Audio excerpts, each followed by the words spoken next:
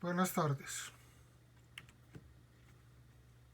Cuando hablamos de métodos anticonceptivos, podemos tener métodos hormonales y métodos no hormonales. En el caso de los métodos hormonales, hay varias presentaciones. La que más se utiliza son los anticonceptivos orales combinados, que es lo que la gente llama la píldora. Esos medicamentos con acción hormonal van a tener efecto en el ciclo con la regulación de la liberación de la hormona folículo estimulante FSH y la regulación de la liberación de la hormona luteinizante LH. La parte del estradiol de los anticonceptivos orales disminuye la liberación de FSH y cuando lo hay, cuando son combinados o cuando es solo progestágeno, la parte de progestágeno, de derivado de progesterona o similar progesterona, es la que regula los niveles de LH. Tenemos un óvulo. Ese óvulo va a tener un ciclo de maduración y al final del ciclo va a tener las condiciones para implantarse y para generar una nueva vida. Los anticonceptivos orales disminuyen la FSH y la LH.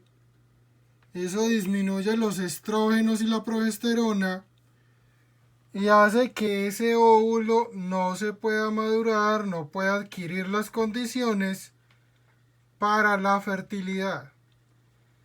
Entonces se disminuye, se altera el proceso de maduración de ese óvulo y la parte de dar las condiciones para que ese óvulo pueda tener fecundación. La liberación de FSH y LH es en nivel central, es por pulsos, pulsátil. Los anticonceptivos activan un eje de retroalimentación negativa, es decir, tengo anticonceptivos, tengo unos componentes similares a las hormonas, pero que no van a madurar el óvulo.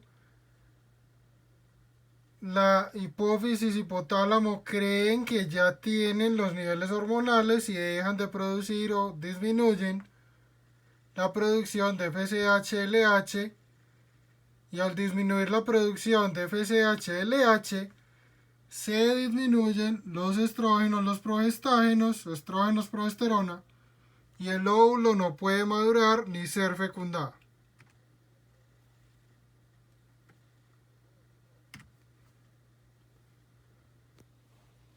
Hay que mirar entonces el contenido que va a tener de estradiol, si tiene o no progestágeno, los efectos secundarios probables, que ahorita menciono algo de eso, antecedentes de la paciente, migraña, tabaquismo, diabetes, hipertensión, alteraciones óseas, falla renal, falla hepática, lactancia o no, si ya quiere tener más hijos o no, si ya tuvo pareja satisfecha. Hay que mirar también antecedente familiar de cáncer de mama o de endometrio en primer grado, la mamá, una hermana. Hay que evaluar el riesgo que tiene esa paciente de enfermedades de transmisión sexual o con el preservativo. Entonces, todas esas opciones hay que evaluarlas antes de formular o de recomendar una opción, un anticonceptivo oral, un hormonal para la paciente.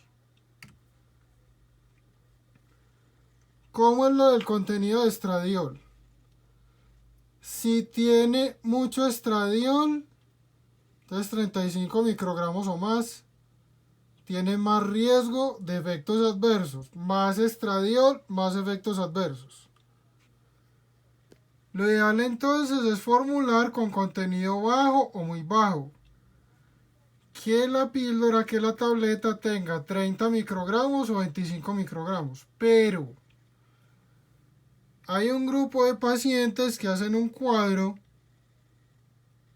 que se llama síndrome de privación.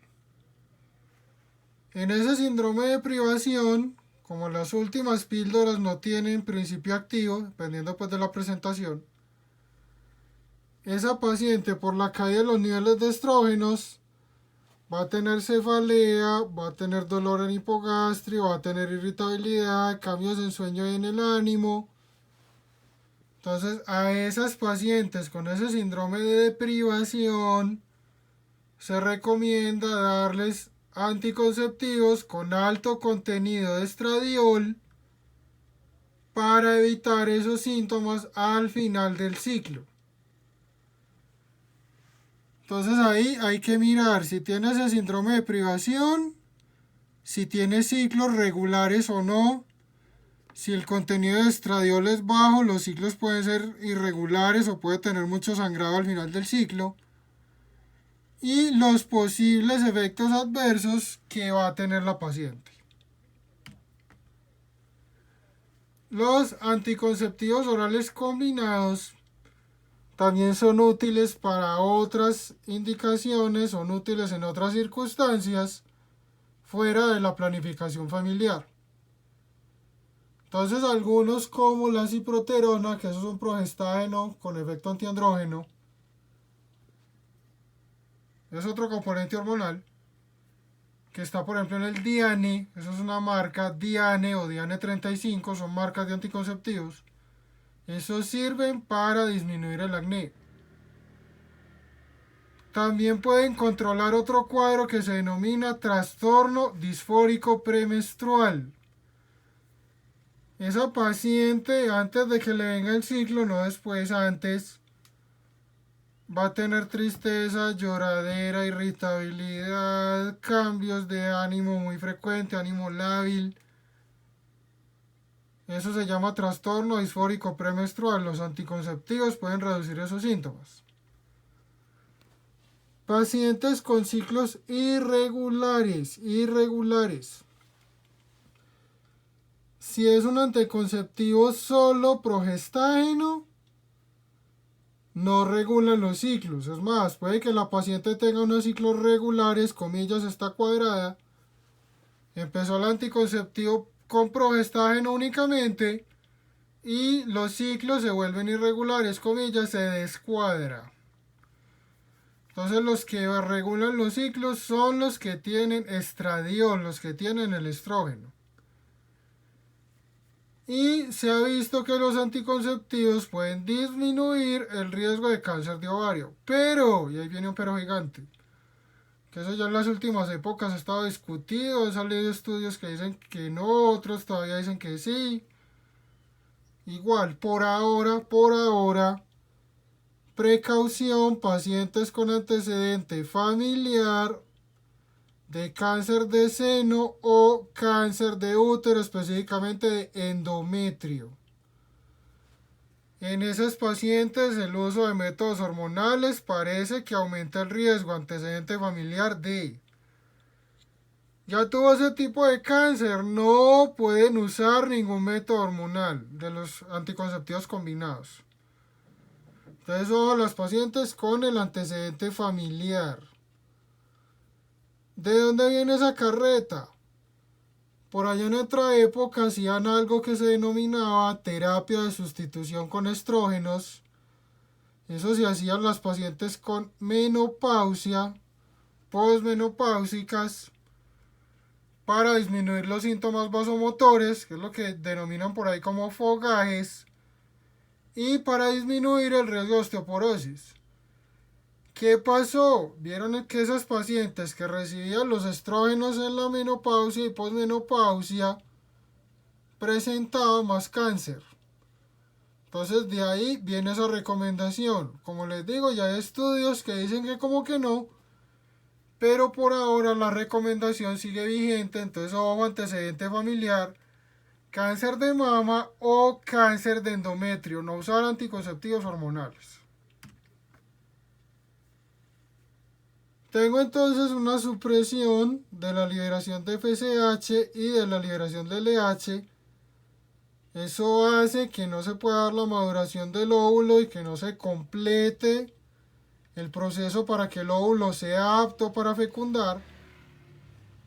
Y los progestágenos tienen como mecanismo adicional que alteran el moco cervical, lo vuelven más espeso y eso hace que sea más difícil que los espermatozoides lleguen hasta el óvulo. Entonces los progestágenos también cambian cómo las condiciones locales disminuyen la migración, el movimiento de los espermatozoides hacia el óvulo.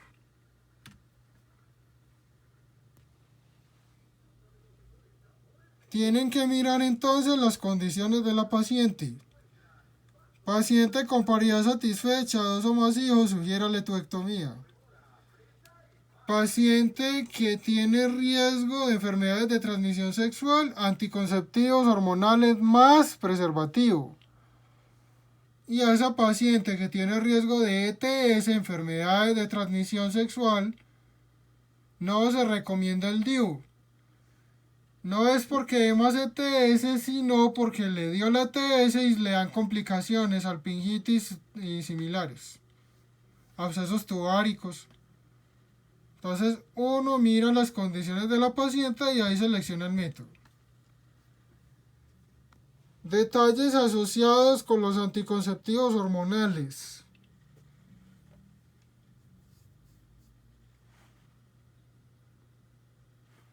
Los estrógenos disminuyen el riesgo de osteoporosis. Entonces aumentan los osteoblastos que depositan hueso, comillas. Disminuyen los osteoclastos que hacen resorción ósea, come hueso, comillas. Eso ayuda a disminuir el riesgo de osteopenia, osteoporosis, fracturas. Los estrógenos naturales, fisiológicos, no los de los medicamentos, pueden bajar el LDL y aumentar el HDL, pueden disminuir el daño endotelial. Las mujeres premenopáusicas tienen menos riesgo de infarto agudo de miocardio y eventos cardiovasculares comparadas con los hombres.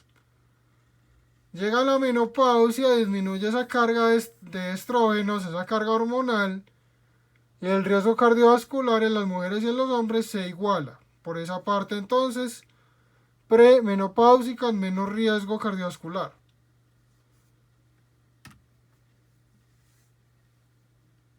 Tengan en cuenta entonces, niveles altos de estradiol en el anticonceptivo me evita el síndrome de privación, pero tengo riesgo de hipertensión, tengo riesgo de hipercoagulabilidad. Todos los estrógenos me aumentan el riesgo de trombosis, todos, sea medicamento, sea natural, pues todos. Y también importante, especialmente en las pacientes con migraña, cefalea.